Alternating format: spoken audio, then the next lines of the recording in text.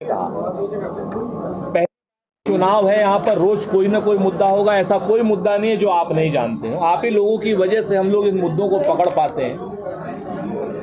ग्वालियर जो है पूरे प्रदेश में बेरोजगारी में इस वक्त नंबर 1 है। वैसे तो मध्य प्रदेश देश में नंबर 1, 36 या 39 लाख बेरोजगार पूरे मध्य प्रदेश में रजिस्टर्ड हैं। सरकार कहती है पिछले 10 सालों में 167 लोगों को नौकरी दी और पिछले साल तो शायद 21 लोगों को दी। ये विधानसभा में ग्रेवाल साहब का हमारा प्रश्न था, उसमें उसका जवाब आया था कि साहब पूरे प्रदेश में सबसे ज़्यादा अगर बेरोजगारों की संख्या है तो ग्वालियर में। जब ग्वालियर में बेरोजगारों की संख्या इतनी ज़्यादा है तो अल्टरनेटिव रोजगार देखे जा रहे हैं। दतिया में एक नया रोजगार पैदा कर दिया भाजपा ने। जिस दतिया में हर लड़के की कमर में करधनी सजती थी, उसी दतिया में आज की डेट में पिछले 18 सालों से करधनी की जगह पिस्टल टंगती है। पिस्टल टंगी यानी लूट, अपहरण, डकैती, छिनैती, खनन, अवैध खनन, दूसरे के ऊपर बुलडोजर चलाना। हमारे साथी हैं राजेंद्र भारती जी, उनको बर्बाद करने का काम कर दिया एकदम आपके सामने। या तो माईवे या हाईवे जिस तरीके से वहाँ किया गया, जिस तरीके से यहाँ ग्वालियर में आपने रोजगार ख़त्म करके बेरोजगारों को और हमारे नवयुवकों को निराश किया। मैं अभी स्टेडियम जाता हूँ, देखता हूँ बच्चे जो हैं दरोगा की परीक्षा की तैयारी करते हैं। अगर आपके सामने हो पिछले 5 सालों में अगर दरोगा की परीक्षा हुई हो तो बता दें। खून निकलते, उनके खून निकलता है। तो ये सारी की सारी व्यवस्थाएं जो चरमराई हुई हैं शिवराज शासनकाल में, और जिस तरीके से ग्वालियर को किसी वक्त ग्वालियर मॉडर्न सिटी होता था, भोपाल का नंबर 1 सिटी होता था, सॉरी मध्य प्रदेश का। आज कहाँ है वो? इंदौर में मेट्रो, भोपाल में मेट्रो, लेकिन ग्वालियर जो सबसे पहले मेट्रो थी वो एक मोनो रेल होती थी, नैनो रेल होती थी, वो तक खत्म। ग्वालियर में कोई परिवहन की व्यवस्था नहीं है, सरकारी बस नहीं है, सिटी बस नहीं है। 18 साल में कोई नया हो गया। ठीक है, पिछले 18 सालों में कोई नया कारखाना नहीं है। जो पुराने कारखाने या पुराने इंडस्ट्रियल एरिया कांग्रेस की रिजीम में माधवराव साहब के समय में आए थे, मालनपुर, वो भी बंद। आपकी नज़र में जिम्मेदार कौन है सबके लिए? देखिए 18 साल का तो कुशासन शिवराज सरकार का है, इसमें तो कहीं कोई दो राय नहीं है। और Bharatiya Janata party solely responsible है, और भारतीय जनता पार्टी में जो जो हमारे यहाँ का भी गया वो भी सोलली रिस्पॉन्सिबल है। आप देखो ना, रोपवे नहीं करेंगे। अगर रोपवे कर देंगे तो यहाँ के बच्चों को रोजगार मिल जाएगा पर्यटन के लिए। कैसे कर दें वो लोग? उनके महल दिखने लग जाएंगे, उनकी प्राइवेसी भंग हो जाएगी।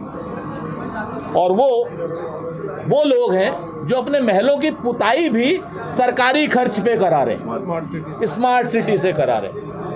हजारों लाखों करोड़ रुपए की रोज उनकी कारोबार की आमदनी है, लेकिन सरकार के पैसे से अपने महल तो करा ले रहे हैं। सरकार के पैसे से कराने या कराओ ना ग्वालियर के सारे लोगों के मकान आप पेंट करा दो भाई, हम भी मतलब फिर उसके बाद कराओ अपने।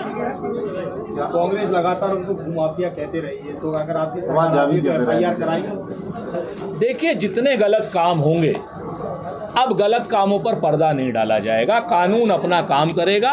कांग्रेस बदले की राजनीति नहीं करती, बदलाव की राजनीति करती है। जो भी गलत काम करेगा, वो भूमाफिया जो होगा, उसके खिलाफ कठोरता से कार्रवाई होगी। नेता प्रतिपक्ष लगातार बोलते रहे हैं जी सिंधिया जी के बारे में। निश्चित तौर पर उनके जितने कागज होंगे, जितने उनके पास प्रमाण होंगे, उस हिसाब से कार्रवाई कठोरतम धाराओं में होगी, लेकिन बदले की भावना से नहीं, बदलाव की भावना से। मध्य प्रदेश में सबसे ज़्यादा सब्सक्राइबर ग्वालियर में है, क्या उनको रोकने के लिए कुछ कवायद शुरू करेंगे अगर आपकी सरकार आती है? देखिए, मैंने आपसे पहले ही कहा कि भारतीय जनता पार्टी के नेतृत्व में जिस तरीके से लोग बताते हैं, आप ही लोग बताते हो 5 लाख रुपए रेट, और भारतीय जनता पार्टी वालों से स्पेशल डिस्काउंट होता है, बताते हैं लोग कि 2 लाख रुपए डिस्काउंट है, 3 लाख रुपए। आप ये व्यवस्था बंद कर दो, अपने आप ही योग्य लोगों को मिलेंगे लाइसेंस। जरूरी है, जिनको ज़रूरत है उनके लिए तो हमारा पूरी शासन की व्यवस्था है ना। संविधान को ओवर रूल करके भारतीय जनता पार्टी ने लाइसेंस दिलवाए हैं, जो गलत है। नरोत्तम मिश्रा जी ने कहा है कि सीएम के चेहरे पे मोदी तो कह रहे हैं कि कमल के चेहरे पे लड़ा जा रहा है। सच बात यह है कि भारतीय जनता पार्टी जिले जिले में मुख्यमंत्री बना रही, थोड़े दिनों बाद वो गांव गांव में और घर घर में मुख्यमंत्री बनाएगी। 2023 में वो शाम के 5 बजे के सूरज हो गए हैं ढलते हुए।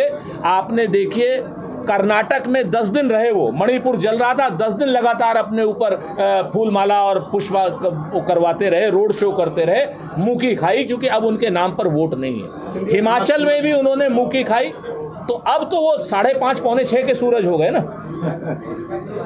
में जिस तरीके के 3 काले कानून लाए, एमएसपी अभी तक नहीं लाए, 750 लोग उनके कार्यकाल में मर गए उसी किसान आंदोलन में, 1.5 साल वो आंदोलन चला, किस मुंह से वो चुनाव लड़ रहे हैं? तो वो दिल्ली से लाए हुए चेहरों के नाम पर चुनाव लड़ रहे हैं। हो सकता है भी आगे आने वाले समय में, हाँ, बाजरे वाली जो बात है, 2400 से ऊपर एमएसपी है।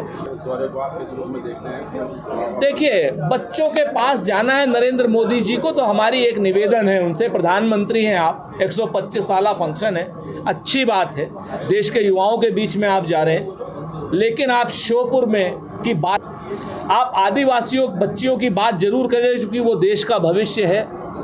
उस देश के भविष्य को जिस तरीके से दुराचार और कदाचार के रूप में मध्य प्रदेश में नंबर 1 है दुराचार में अबोध बालिकाओं से, उनके बारे में जरूर एड्रेस करें। प्रदेश को बेरोजगारी से कैसे निजात दिलाएंगे, उनके बारे में